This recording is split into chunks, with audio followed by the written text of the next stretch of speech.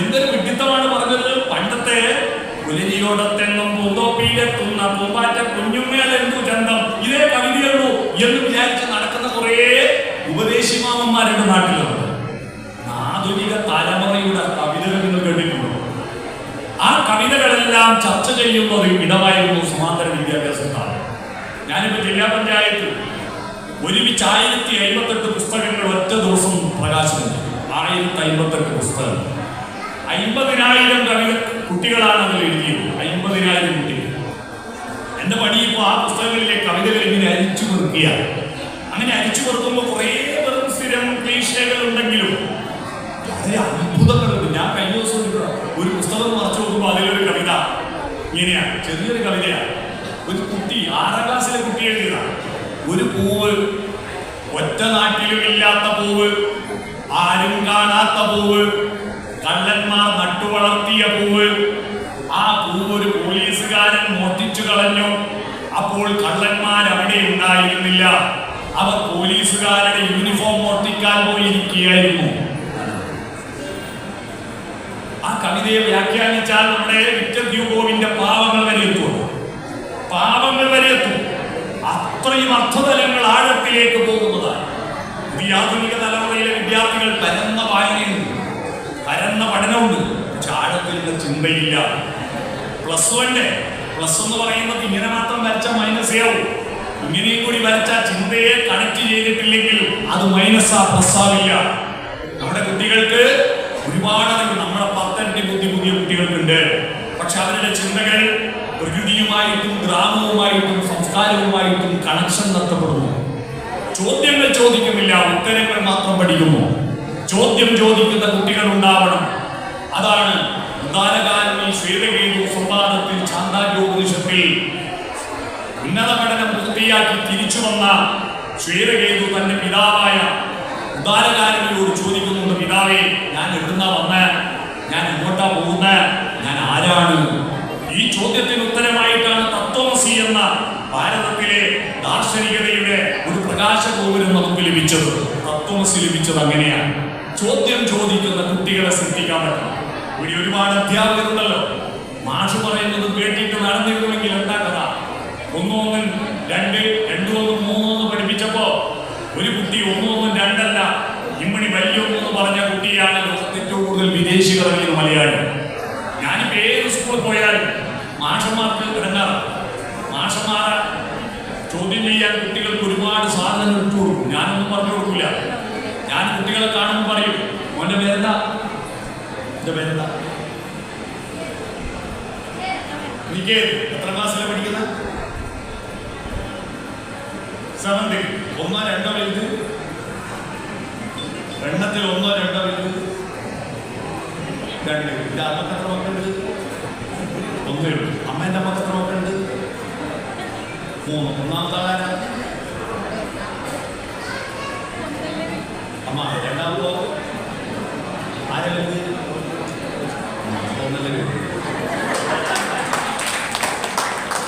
അപ്പൊ കണക്കിന്റെ മാഷോട് ചോദിക്കണം, വീട്ടിലെത്തുമ്പോൾ 1 2, സ്കൂളെത്തുമ്പോൾ 2. അതാണ് കൺഫ്യൂഷൻ ഉണ്ടാവണം കുട്ടികൾ. ചോദ്യങ്ങൾ ഉന്നയിക്കുന്ന കുട്ടികളില്ലാത്തതാണ് നമ്മുടെ രാജ്യത്തിന് പറ്റിയ ഏറ്റവും വലിയ അബദ്ധം. പണ്ടാരോ എന്തോ പറഞ്ഞു വെച്ചോ കേട്ടിട്ട് അതും കേട്ട് നടക്കുന്ന ബുദ്ധികളാണ് ഭൂരിപക്ഷം ഇന്ത്യക്കാരും. പണ്ടാരോ എന്തോ പറഞ്ഞു. നമ്മൾ ഈ കേരളത്തിലെ അവസ്ഥ നോക്കും നിങ്ങൾ. എല്ലാ സ്കൂളും പഠിപ്പിക്കുന്നു സൂര്യൻ, ചന്ദ്രന്റെ മറവ് കൊണ്ടാണ് സൂര്യഗ്രഹണം ഉണ്ടാവുന്നത്. ഭൂമിയുടെ നിഴലിൽ ചന്ദ്രന് പതിയുമ്പോഴാണ് ചന്ദ്രഗ്രഹണം ഉണ്ടാവുന്നത്. അല്ലാതെ രാഹു പിന്നീട്ടല്ല എല്ലാവരും സ്കൂൾ പഠിപ്പിക്കും. എന്നാൽ നമ്മളെ കേരളത്തിലെ മാഷന്മാരുടെ വീട്ടിലെ കല്യാണത്തിന് രാഹുകാലം നോക്കാണ്ട് ഒരൊറ്റ ഒരുത്തരും ഇത് പറഞ്ഞോ.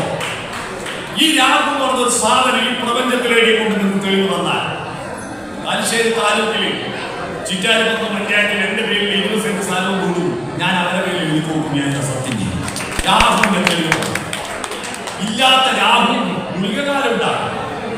പലർക്കും സുഖട. രാവിലെ 1 ഉച്ചയ്ക്ക് 2 രാത്രി 3 ഗുളിക കഴിക്കുന്ന കാലം. നമ്മൾ വിദ്യാഭ്യാസമുള്ളവരുടെ അന്ധവിശ്വാസം വളർന്നുകൊണ്ടിരിക്കുകയാണ്. ഗൗരവതരമായി നമ്മൾ ചിന്തിക്കണം. ഇവിടെ നമ്മൾ ഏതായാലും ഒത്തുകൂടിയല്ലോ, കുറെ തമാശകളെല്ലാം പറഞ്ഞ് പഴയ ഓർമ്മകളെല്ലാം പങ്കുവെച്ചിട്ട് പോയാൽ പോരാ. നമുക്ക് ഏതായാലും ഒരു മനുഷ്യജന്മമല്ലേ. ഈ മനുഷ്യജന്മത്തിൽ ഒരു 80-85-90 വയസ്സാകുമ്പോൾ നമ്മൾ മരിച്ചു പോകില്ലേ. പിന്നെ അടുത്ത ജന്മം ഉണ്ടെന്നല്ല നമ്മളെ പറഞ്ഞ് പറ്റിച്ചിട്ടുണ്ട് കുറേ ആള്. ഫുഡ് കൊണ്ട് നരകൊണ്ടെന്നെല്ലാം പറഞ്ഞിട്ടുണ്ട്. ഒരു ശുദ്ധ വിഡിത്താണ്, ഒരു മഹാഭോഷ്ക. മരിച്ചു കഴിഞ്ഞാൽ അങ്ങനെ കിട്ടും ഇങ്ങനെ കിട്ടും എന്ന് വിചാരിച്ചിട്ട് ആരെങ്കിലും ഈ ജീവിതം തോലക്കുന്നുണ്ടെങ്കിൽ അവരെ പോലത്തെ അമ്മര വിഡികൾ ലോകത്ത് പറയില്ല. മരിച്ചു കഴിഞ്ഞാൽ ഒന്നുമില്ല. ഒരു മരം മരിച്ചു കഴിഞ്ഞാൽ ഒന്നുമുണ്ടാവും ഇല്ല, ഒന്നുമില്ല. പരിപൂർണ ശ്രമക്രമ വിരാമമാണ് അയ്യപ്പ പണിക്കരുടെ വരിയിൽ പറഞ്ഞാൽ. പരിപൂർണ ശ്രമക്രമ വിരാമമാണ് നമുക്ക് കിട്ടിയിരിക്കുന്നത്. ഇത് വെറും ഈ നുള്ളു കാണാതെ പുറം മാത്രം കണ്ടിട്ട് നമ്മള് പണ്ട് പഠിച്ച PDC പഠിച്ചൊരു കവിത ഓർമ്മയുണ്ടോ? അല്ലല്ല ഇതാ ഒരു പുതിയ തേങ്ങ, ഇതെങ്ങനെ ഇവിടെ നിന്ന് വന്നതെന്നറിയില്ല. കൈകളിൽ കൗതുകം തിരിച്ചും മറിച്ചുവൻ, കൗതുകം കളിവിട്ടു കണ്ണുകൾ വീഴ്ചല്ലോ. കനിയായിരുന്നെങ്കിൽ കടിക്കാം, ഉപ്പാണെങ്കിൽ മണക്കാം, ഇതിനോട് ഇന്നെങ്ങനെ പെരുമാറും എന്ന മട്ടിൽ പാരയില്ലാത്തൊന്നും തേങ്ങ കിട്ടിയ പോലെയായി പോകരുത് നമ്മുടെ ജീവിതം. അതിന്റെ കരിമ്പാറ അടിച്ചു പൊട്ടിച്ചിട്ട് അതിന്റെ ഉള്ളിലുള്ള വെള്ളം കുടിക്കണം. ആസ്വദിച്ചിടണമോരോ വരിയും ആനന്ദ സന്ദേശ രസ മധുരം. എത്ര സുന്ദരമായ വരികളാണ്. ആ വരികൾ ആസ്വദിക്കാൻ നമുക്ക് ലഭിച്ചിരിക്കുന്ന ഈ മനുഷ്യ ജീവിതത്തെ ഓരോ നിമിഷവും വികാസത്തിലേക്ക് നയിക്കണം. വിഷ്ണു എന്ന ഒരു ദൈവമുണ്ട്, ഭാരതത്തിൽ ഏറ്റവും കൂടുതൽ ആരാധിക്കുന്ന ദൈവമാണ്. ഞാനൊരു 100 അമ്പലപ്പറമ്പിൽ പോയി ചോദിച്ചു, വിഷ്ണു എന്ന വാക്കിന്റെ അർത്ഥം അറിയുന്ന ആരുമുണ്ടോ? ഒരു പൊട്ടനും അറിയില്ല, ഒരു ഭക്തനും അറിയില്ല. വിഷ്ണു എന്ന വാക്കിന്റെ അർത്ഥം എന്താണ്? വികസിക്കുവാൻ നമ്മളെ പ്രേരിപ്പിക്കുന്ന ഒരു ഫിലോസഫിയാണ് വിഷ്ണു. പക്ഷെ ആർക്കും അറിയില്ല. അതിങ്ങനെ പാലാഴിയിൽ ഈ പാമ്പിന്റെ മേലെ കിടക്കുന്ന ഒരു ദൈവം പറഞ്ഞ് വിശ്വസിച്ച് നടക്കുന്ന വിഡ്ഢികളായി നടക്കുക. വിഷ്ണു എന്ന് പറഞ്ഞത് വികാസത്തെ പ്രേരിപ്പിക്കുന്നവനാണ്. ആ വികാസം ഉണ്ടാകാതെ പണ്ടങ്ങാട് പറഞ്ഞു കേട്ടിട്ട് ഇങ്ങനെ ചടഞ്ഞു കൂടി ഇരുന്നിട്ട് രാമരാമ ജപിച്ചാൽ മനുഷ്യജീവിതമായി എന്ന് ധരിക്കുന്ന ധാരണയിൽ നിന്ന്, ഈ കെട്ടുപാടുകളിൽ നിന്ന് നമ്മൾ എപ്പോ പുറത്തു നടക്കുന്നുവോ അന്ന് മാത്രമേ ഇന്ത്യ രക്ഷപ്പെടാൻ പോകുന്നു. നമ്മൾ രക്ഷപ്പെടണം. ആ രക്ഷപ്പെടണമെങ്കിൽ നമ്മൾ ചോദ്യങ്ങൾ ചോദിക്കണം, ഉത്തരങ്ങൾ കണ്ടെത്തണം. ആ ചോദ്യം ചോദിക്കുന്ന വിദ്യാർത്ഥികളെ സൃഷ്ടിക്കുന്ന കോളേജുകളായിരുന്നു പല സമാന്തര വിദ്യാഭ്യാസ സ്ഥാപനങ്ങൾ.